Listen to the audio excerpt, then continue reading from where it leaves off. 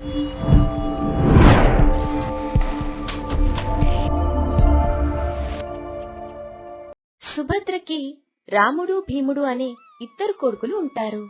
ఇద్దరు కొడుకులని చాలా కష్టం మీద పెంచుతుంది. రాముడు చాలా బాగా చదువుకుని ఉన్నత స్థాయిలో ఉంటాడు. భీముడు చదువు వంట పట్టక కూలి పని చేసుకుని ఉంటాడు. ఇద్దరికీ పెళ్ళీడు వస్తుంది. ఒకరోజు సుభద్ర, అరే రాముడు భీముడు, ఇలా రండి, మీకు పెళ్లి వయసు వచ్చింది. నేను పెళ్లి చేద్దామని అనుకుంటున్నాను. మీరేమంటారు? నీకు ఎలా నచ్చితే అలా చెయ్యమ్మా. అమ్మా, నేను ఒక అమ్మాయిని ప్రేమించాను. నేను ఆ అమ్మాయినే పెళ్లి చేసుకుంటాను. ప్రేమేంట్రా? నేను ఒప్పుకోను. నేను చూపించిన అమ్మాయిని నువ్వు పెళ్లి చేసుకోవాలి. నేను తనకు మాటిచ్చానమ్మా. నేను ఎలా అయినా తననే పెళ్లి చేసుకుంటా.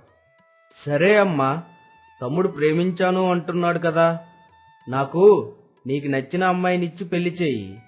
తమ్ముడికి వాడికి నచ్చిన అమ్మాయినిచ్చి పెళ్లి చెయ్యు. సుభద్రకి మొదటి నుండి రాముడంటేనే ఎక్కువ ఇష్టం. ఎందుకంటే తన మాట వింటాడని, అలానే బాగా చదువుకుంటాడని. భీముడంటే ఎక్కడో చిన్న చూపు. ఎందుకంటే చదువుకోలేదని, కూలి పని చేసుకుంటున్నాడని. సరే, అన్నయ్య చెప్తున్నాడు కదా, ఆ అమ్మాయి వివరాలివ్వు. నేను వెళ్లి వాళ్ళింట్లో మాట్లాడతాను. భీముడు తన ప్రేమించిన అమ్మాయి వివరాలన్నీ ఇస్తాడు. రాముడన్నట్టుగానే సుభద్ర రాముడికి తనకు నచ్చిన అమ్మాయిని, భీముడికి భీముడు ప్రేమించిన అమ్మాయిని ఇచ్చి పెళ్లి చేస్తుంది. రాముడు వాళ్ల భార్య పేరు సీత. చాలా ధనవంతురాలు, చాలా అందంగా కూడా ఉంటుంది. భీముడు వాళ్ల భార్య పేరు గీత. పేద కుటుంబం నుండి వచ్చింది, కాని చాలా అనుకువగా ఉంటుంది, అందమైనది కూడా. గీతకి చిన్నప్పటి నుండి తెల్లవారుజామున లేవటం అలవాటు. వాకిళ్ల ముందు ముగ్గు పెట్టటం, ఇంట్లో పనులన్నీ చేయటం. సీతకి ఏ పని రాదు. అమ్మా సీత, ఓసే గీత, ఇలా రండి. గీత, చెప్పండి అత్తయ్య. నేను చెప్పాలనుకుంటుందేంటంటే, సీత చాలా ధనవంతురాలు, ఏ పని రాదు. కాబట్టి నువ్వే ఇంట్లో అన్ని పనులు చెయ్యాలి. ఈ విషయం మీ ఆయనకి చెప్పకూడదు. సీత మెల్లమెల్లగా అన్ని పనులు నేర్చుకుంటుంది. అప్పటి వరకు నువ్వే అన్ని పనులు సర్దుకోవాలి. సరే అత్తయ్య, నేను అన్ని పనులు చేస్తాను. సరే అత్తయ్య, నేను గీత దగ్గర అన్ని పనులు నేర్చుకుంటాను. గీత తెల్లవారుజామునే లేచి ఇంటి పనులన్నీ చకచకా చేసేస్తూ ఉండేది.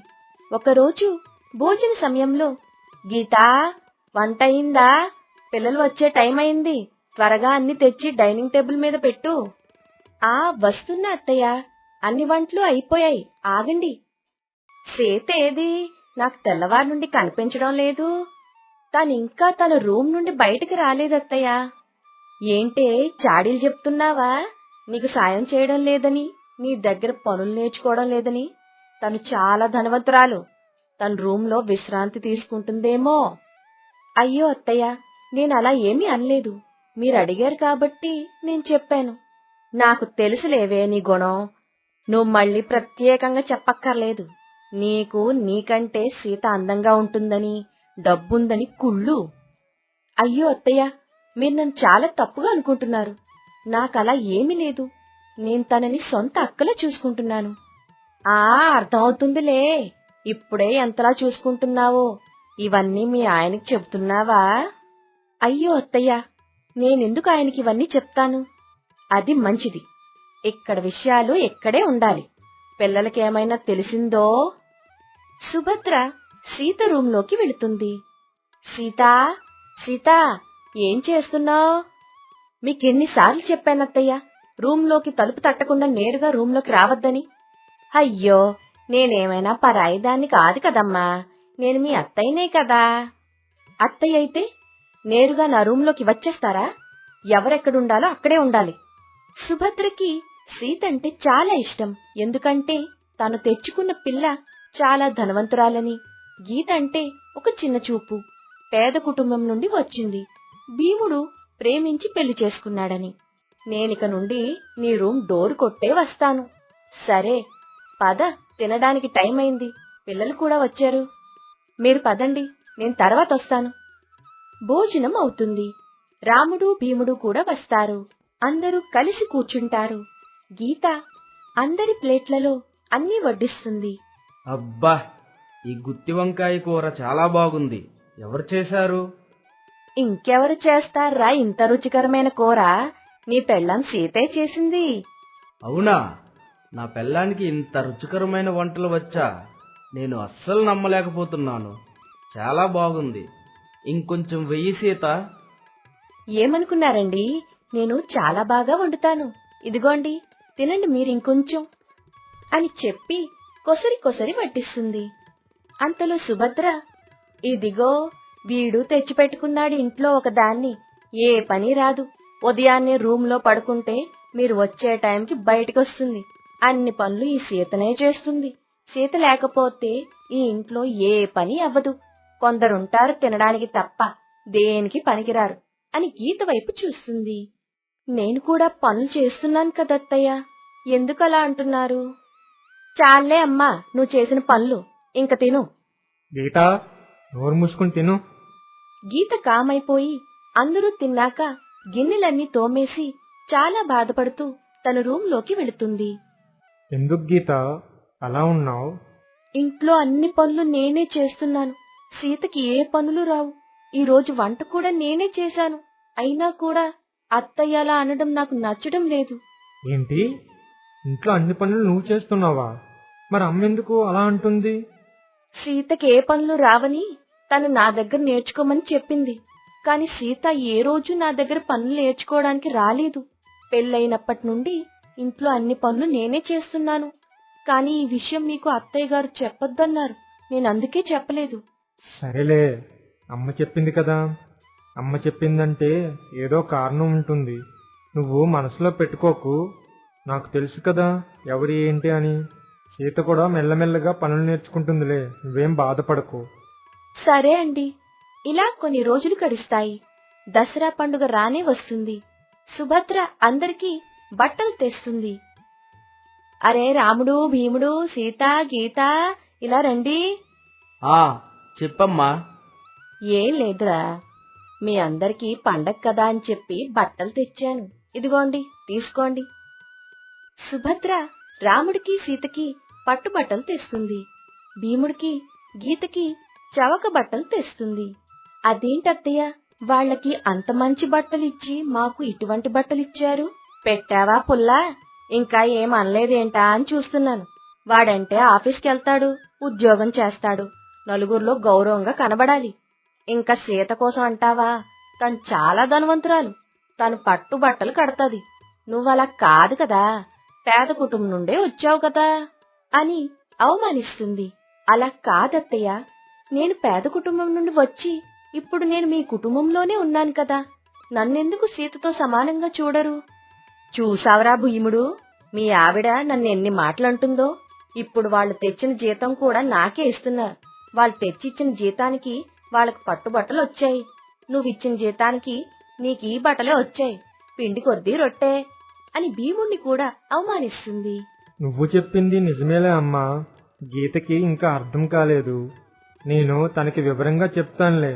బట్టలు చాలా బాగున్నాయమ్మా. అలా బట్టలు తీసుకుని ఎవరి రూంలోకి వాళ్ళు వెళ్ళిపోతారు. ఇలా కొన్ని రోజులు గడవగా ఒకరోజు, అమ్మా, ఇదిగో 300 తీసుకో.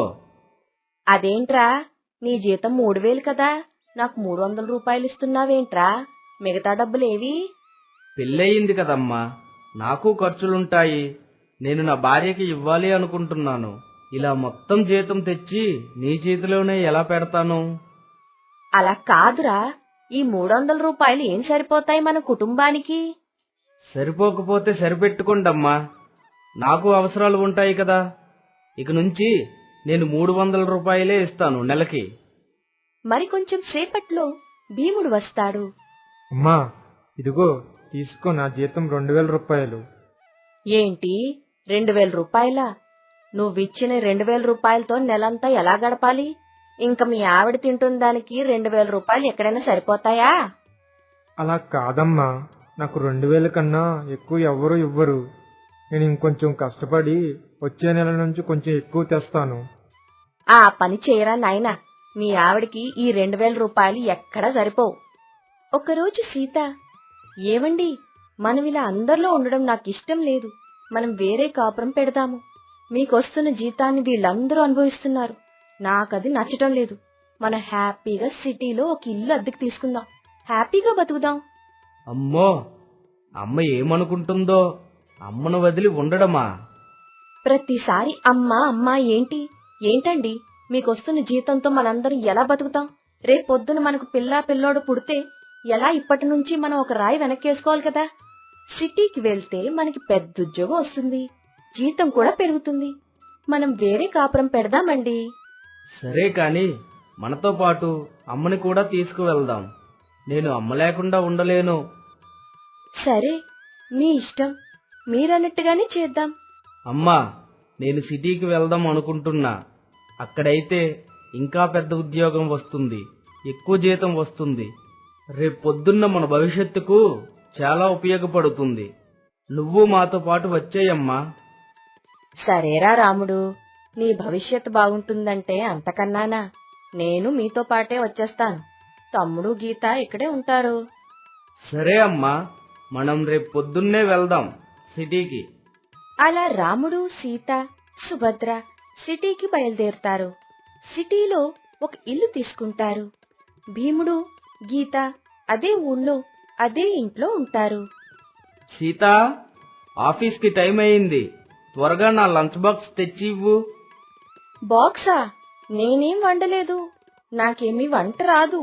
మీ అమ్మగారేమో ఇంకా లేవలేదు. ఏంటి, నీకు వంటలు రావా? ఆ రోజు గుత్తి వంకాయ చేశానన్నావు. నీకు వంటలు వచ్చు. ఏం మాట్లాడుతున్నావు? అది నేను వండింది కాదు, గీత వండింది. అత్తయ్య అలా అన్నారని చెప్పి నేను కూడా దానికి ఊకొట్టాను అంతే. నాకేమీ వంటలు రావు. మీ అమ్మగారు లేచి వండితే మనం తింటాం అంతే. అందుకేనా మనతో మా అమ్మ వస్తుంది అంటే సరే అన్నావు? నీకు ఏ పనులు రావని, మా అమ్మ అన్ని పనులు చేస్తుంది అని, అంతే కదా? అంతే మరి. లేకపోతే మీ అమ్మ మీద ఏమైనా ప్రేమతో తీసుకొచ్చి పెట్టుకున్నాననుకుంటున్నావా ఏంటి? రాముడికి సీత నిజ స్వరూపం తెలుస్తుంది. కాని ఏ మాట అనడు. కామ్గా ఆఫీస్కి వెళ్ళిపోతాడు. లేవండి అత్తయ్య, ఇంకా ఎంతసేపు పడుకుంటారు? నాకు చాలా ఆకలేస్తుంది. త్వరగా లేచి వంట చేయండి. ఈ రోజు ఒంట్లో కొంచెం అలసటగా ఉందమ్మా. నువ్వే కొంచెం ఏదైనా వండి నాకు తెచ్చి పెట్టే అమ్మా. ఏంటి, ధనవంతుల కుటుంబం నుంచి వచ్చిన నేను మీకు వండి పెట్టాలా? అయినా నాకే వంట రాదు. మీరు చేస్తే తిందాం, లేదంటే అలానే ఉందాం. నాకు చాలా నీరసంగా ఉందమ్మా. కనీసం జావైనా కాచి తెచ్చి ఇవ్వమ్మా. జావా లేదు, గీవా లేదు, నాకేమీ రావు. మీ చావేదో మీరు చావండి. అప్పుడు సుభద్రకి గీత విలువ తెలిసొస్తుంది. ఏ పని చేయనిచ్చేది కాదు, అన్నీ తన కాళ్ళ దగ్గరికి తెచ్చిచ్చేది. ఇప్పుడు తన పెద్ద కొడుకు వెనక రావటం తప్పు అని తెలుసుకుంటుంది. గీతని చాలా మిస్ అవుతుంది. ఒకరోజు భీముడు, గీత రాముడి వాళ్ళింటికి వస్తారు. ఎలా ఉన్నావమ్మా? బాగా చిక్కిపోయినట్టున్నావు. అలా ఏం లేదు లేరా, నేను బాగానే ఉన్నాను. నువ్వెలా ఉన్నావు? మేం బాగున్నాం అత్తయ్య. మీరే కొంచెం చిక్కిపోయినట్టున్నారు. మన ఇంటికి రండి, కొన్ని రోజులు అక్కడుండి ఇక్కడికి వద్దురు. అమ్మో, నా పెద్ద కోడల్ని వదిలి రావడమే. తను నన్ను చాలా బాగా చూసుకుంటుంది. నువ్వేం చేస్తావే నాకు? నేను మరీ సీతలా చూసుకోలేకపోయినా నా కన్న తల్లిలా చూసుకుంటాను. రండత్తయ్య, నాకు మీ మీద దిగులుగా ఉంది. సరే వస్తాన్లే, ఏడవకు. అలా భీముడు, గీత సుభద్రను తన ఊరికి తీసుకొని వెళ్తారు. అత్తయ్య లెగండి, ఈ టీ తీసుకోండి. సుభద్ర టీ తీసుకుంటూ తన మనసులో అనుకుంటుంది, అబ్బా, గీత ఎంత మంచిదో. నాతో ఏ పని చేయించదు. తెల్లవారుజామునే మొదలుపెట్టి రాత్రి మంచం దగ్గరికే పాలతో సహా అందించేస్తుంది. నేనిలాంటి గీతను చాలా ఆడిపోసుకున్నాను.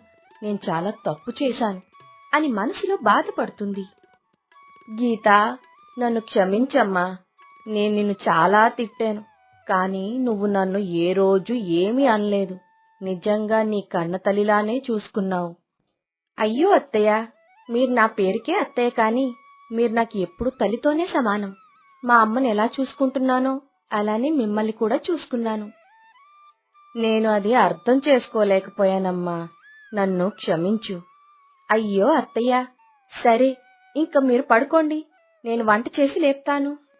ఇలా భీముడు, గీత, సుభద్ర కలిసి చాలా ఆనందంగా గడుపుతూ ఉంటారు. నేను ఇక్కడ ఉండలేకపోతున్నాను. నీకు ఏ వంటలు రావు. రోజు బయట తిని తిని నా ఆరోగ్యం పాడవుతుంది. నేను మళ్ళీ మన ఊరు వెళ్ళిపోదాం అనుకుంటున్నాను. నువ్వేమంటావ్? నిజమేనండి, ఇక్కడికి వచ్చాం కాని బయట తిండికి ఖర్చు చాలా పెడుతున్నా. మీకు అక్కడ వచ్చిన జీతంతో మనం చాలా సుఖంగా గడిపేవాళ్ళం. నేను కూడా గీత దగ్గరే పనులన్నీ నేర్చుకుంటాను. మళ్ళీ మనం ఊరెళ్ళిపోదామండి. అలా రాముడు, సీత కూడా మళ్ళీ వాళ్ళ ఊరికి వచ్చేస్తారు. అప్పుడు సీత, గీత, నేను ఈ రోజు నుంచి నీ దగ్గరే అన్ని పనులు నేర్చుకుంటాను, నాకు నేర్పుతావా? అయ్యో అక్క, మీరు మళ్ళీ అలా అడగాల? నేనున్నానుగా, అన్ని పనులు చేస్తాను, ఇంక మీరెందుకు నేర్చుకోవటం? నేను అదే తప్పు చేశాను. నువ్వన్ని పనులు చేస్తున్నావని నేను ఏ పని నేర్చుకోలేదు. కానీ అది ఎంత మూర్ఖత్వం ఇప్పుడే తెలుసుకున్నాను. నాకు అన్ని పనులు వస్తే నీకు కొంచెం సహాయంగా ఉంటుంది కదా, నాకు నేర్పు. సరే అక్క. అలా అన్ని పనులు గీత సీతకి నేర్పుతుంది. సీత కూడా అన్ని పనులు చకచకా నేర్చుకుంటుంది. ఇలా ఇద్దరూ కలిసి ఉదయాన్నే లేచి అన్ని పనులు చేసుకుని ఉంటుండేవారు. సుభద్ర, నేనెంత తప్పుగా ఆలోచించానో. డబ్బులు అందమైనది అని చెప్పి సీతని నెత్తినెక్కించుకున్నాను.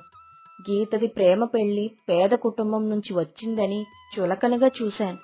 కానీ నాకు గీత చేసిన సేవ సీత ఎప్పుడూ చెయ్యలేదు. అలా అని సీత మంచిది కాదని అనలేను. ఎందుకంటే ఇప్పుడు అన్ని పనులు నేర్చుకుంటుంది, నాకు అన్ని పనులు చేసి పెడుతుంది. నేనే తప్పుగా అనుకున్నాను. ఇలా కుటుంబం అంతా కలిసి చాలా సంతోషంగా ఉంటారు.